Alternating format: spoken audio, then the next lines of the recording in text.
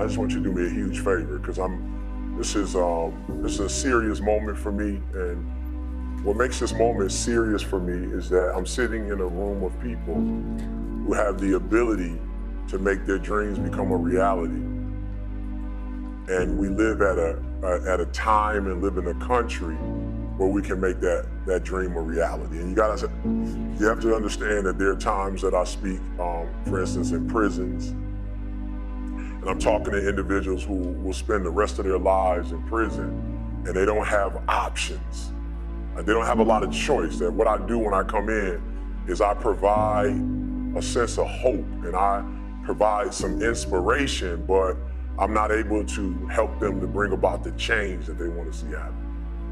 And I'm so excited to be in this room because the words that I say in this moment can fuel the rest of your life, right? So I'm so excited. Like, for me, this isn't I won't ask you for anything over the next hour other than the things that are going to take you to the next level.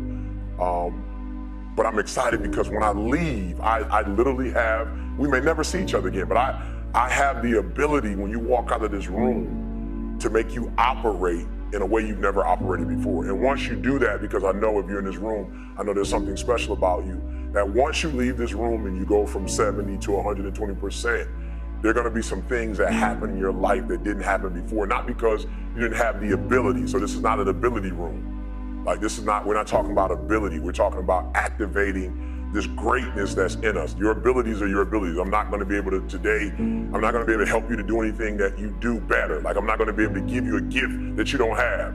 But what I will be able to do is help you today operate in a way you've never operated before, right? I will help you to operate in a way you've never operated before. I'm gonna help you to do some things that you've never done in your life before, and as a result, you're gonna be able to go to a whole new level. So we have to start here. We have to start here.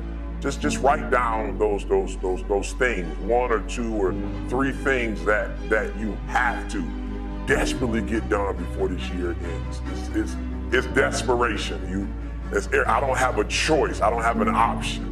You got to get that done. Got it. Like, I just want you. And I'm not talking about stuff that's kind of important. I'm talking about the stuff that has got it. The ball's dropping and you can't keep talking about it. Like, you will not be able to rest if you didn't get this done. I want you to write that down. I want you to write that. That's where we're starting. I want you to write that down. E.T., like, I gotta get this done, E. Like, E, this is no option. This is not like a vacation. This is not, just making a couple more dollars for the sake of buying a car, a house. Like, E, this is some life and death stuff, E. Like, this is some change the trajectory of my life stuff, E. This is like, it's gonna put me in a place like where I'm just gonna be able to get to that place that I've been trying to get to. I want you to write that down. And it was, look guys, I'm being honest, it was like random. It was like just totally random. It was out of nowhere. It was the Christmas holiday, and Carl, our videographer, had his family over, and we live around, at that time we lived around the corner from each other. Now we live on the same block. Random, right? Christmas was over, we just going to the house, just eating dinner. It just was a random night. And somehow we got to talking, and Carl's wife is from Barbados and she didn't have citizenship. So unfortunately, she was in the States without citizenship, and so she had to stay in school in order to eventually get her citizenship. So she did her master's degree, she was in her PhD, and it was weird. It was just like, yo, E.T., I don't know how it happened, but it was like, yo, E.T., my wife is going to get her degree before you get yours. Right? I'm an American citizen. Like, I had already been in the program for a few years, and she was, and it was, I don't know, but have you ever heard, like, when it's your time, like, it's that moment, it's like, enough is enough. I can't tell you, people have asked me before, Eric, when you get your PhD? I'm like, I'll get it done. E.T., how far are you in the process? Finish all my coursework, I just got to write the dissertation. But it was something about that night that was different. It was almost the end of the year. And I remember Carl, listen to me very closely, guys, I'm being real with you. I didn't even have a conversation with Carl. Like, we never even talked about it afterwards. I never said anything to him about it, but I felt this guilt. I felt like this embarrassment. Like, and for real, he wasn't like speaking directly to me. He was just saying, You know, hey, E, I think my wife's probably gonna finish her degree before you finish yours. And I'm talking about like it pierced. And I just remember like we were talking afterwards and I didn't hear anything. Like, bro, have you ever been in a conversation and it just shifts and somebody's talking to you and like you can't hear the words that are coming out of their mouth? I didn't hear anything he said. I just kept it like, E, when are you gonna get this done, E?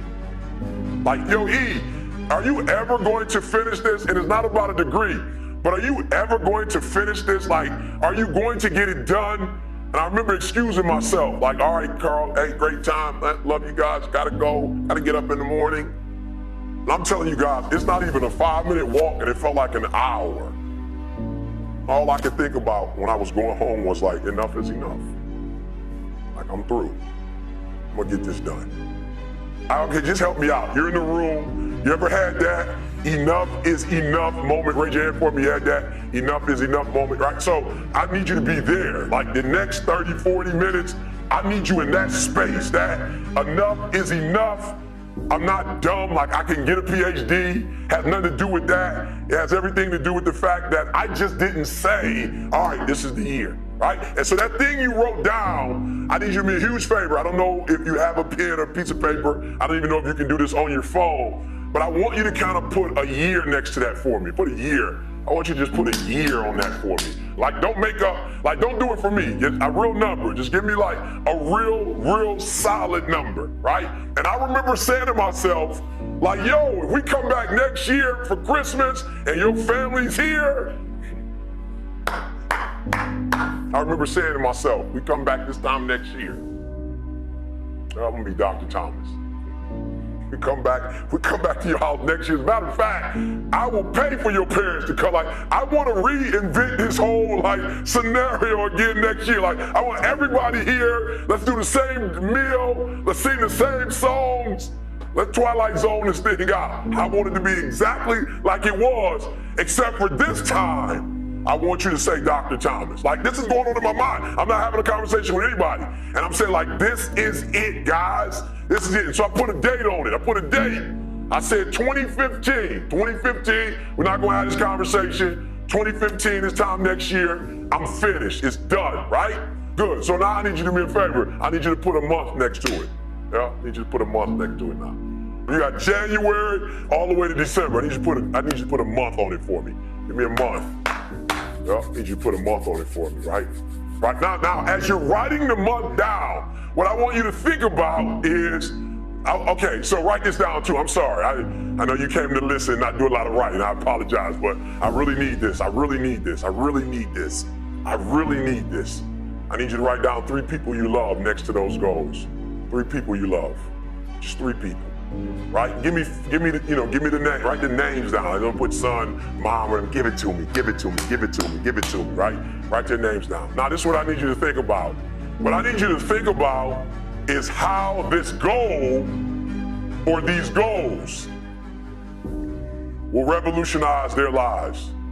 Like, I really want you to think about, okay, you can do this later. When you get home, you can do this later, but I want you to write down for each one of them, give me 3 ways. Please do this when you get home. If you really love them, like you say you love them, when you get home, I need you to write their names down, and I need you to write down when you get to this place, when you finally make this thing happen, how is it going to empower them? How is it going to change their life?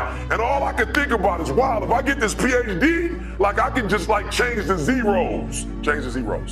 Like, I just remember thinking, like, there were doors that were closed to me in the United States of America, right? Because of the nationality that I come from or the part of town that I come from. And I specifically remember people picking other people over me for speaking engagements that weren't as good as I was. I remember people using the excuse of you're not qualified enough. And I remember the PhD, we're gonna solve all of that. Like, no more ET ain't qualified, no more like we're gonna pick this bird over this bird. Like, no, this PhD is going to open doors for me that were once closed, which means it's gonna open doors for my daughter, which means it's gonna open doors for my wife, which means it's gonna open doors for my mother, which means it's gonna open doors for CJ, which means it's gonna open doors for Carl. And so every day when I woke up, I remembered the people that this degree would affect. And so the days I did not feel like studying, the days I did not feel like writing, the days I wanted to sleep on the plane, I thought about CJ and his family. I thought about Carl and his family. And I said, E.T., keep going. Listen to me very closely. The reason why you stop and start, and you stop and you start, and you stop and you start, is because the goal is not meaningful enough. There's something about the goal that if you quit, it's not gonna hurt nobody. If you quit, it's not gonna change nothing. If you quit, it's not that deep. Look, this is what I need you to do. So immediately when I left that house and I made up in my mind that I was going to get the PhD, I remember immediately doing a TGIM saying, all right, it's over. It's over. A year from now, I will be Dr. Thomas. And I just didn't speak it into the atmosphere. I spoke it to people who will hold me accountable. Write it down. Write it down. Who's going to hold you accountable? Who's going to hold you accountable? Who's that person? Who's that person? Now, some of you have been a part of the real estate program. Some of you just come to hear me. When you leave, I need you to call that person, that guy, that young lady, that mother or that father. Like, I need you to call that person and say, yo, I got to do these 3 things before this month and before, yep. And this is who I'm doing it for, and this is why I'm. So just somebody real quick over here, because we gotta make this real. Somebody over here real quick, we gotta make this real. Somebody tell me who's that person you calling over here? Who's that person you calling? Who's that person that on this side, that person who's gonna hold you accountable? Who's that person? You've identified that person on this. You raise your hand for me, tell me who that person is. Yes, sir, who's that person? Good, good. Look, I need you to hear me. Here's the last step and we move it forward. The last step is I need you to identify that person. And I identified that person. After I went on YouTube and said, hey guys, I'm marching. Matter of fact, I turned it into an event. Listen to me very closely. I rented out a space. I put the deposit down. I tasted the food. Like we did a tasting. I decided what food we were going to eat. The linen, we had to decide what linen. This is 8 months before I even graduated. Never forget, one of the professors came to me and said, E.T., there's a lot of paperwork to fill out. We got about 2 or 3 months left, and I'm just gonna be honest with you. You waited on some things because you weren't in school, and now you're back, but I just don't think you're gonna be able to make it happen. And I laughed. I chuckled. She said, no, I'm serious. There's a format, and there's a way, and there's some, and you didn't, and it takes this month for this long, 30 days for this, 6 weeks for that, and you just didn't put your paperwork in time. And I said, ma'am, I'm sorry, but you don't get it. I called my grandma and told my grandma I was graduating. Like, no, I'm being serious. Like, I called my grandma, and my grandma said, baby, you know I'm on a fixed income. So if I buy this ticket, grandma can't get her money back. I said, ma'am, I told my grandma that I was graduating, and my grandma already called her hairstylist and told her how she wanted her hair to look. Grandma went out and bought a dress. My grandma bought a dress for the graduation. You gotta hear what I'm saying, because you're listening to me, but you're not listening to me. Listen to what I'm trying to tell y'all. I'm being real with y'all. My biological father wasn't in my life.